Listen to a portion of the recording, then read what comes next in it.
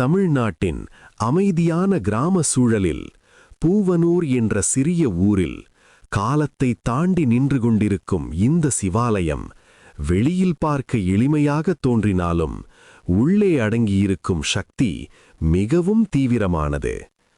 இங்குள்ள மூலவர் ஸ்ரீ சதுரங்க வல்லபநாதர், அம்மன் ஸ்ரீ சௌந்தரநாயகி அம்பாள். இந்த திருநாமமே ஒரு பெரிய மர்மத்தை கூறுகிறது. சதுரங்கம், வல்லபன், அதாவது விளையாட்டின் அரசன்.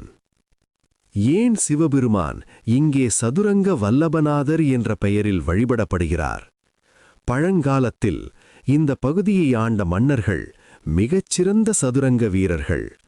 ஆனால் ஒரு மன்னனின் அகந்தை தெய்வத்தை சவால் செய்தபோது, என் அறிவுக்கு மேல் யாருமில்லை என்று கூறிய அந்த அரசனுக்கு சிவபெருமான்தான் உண்மையான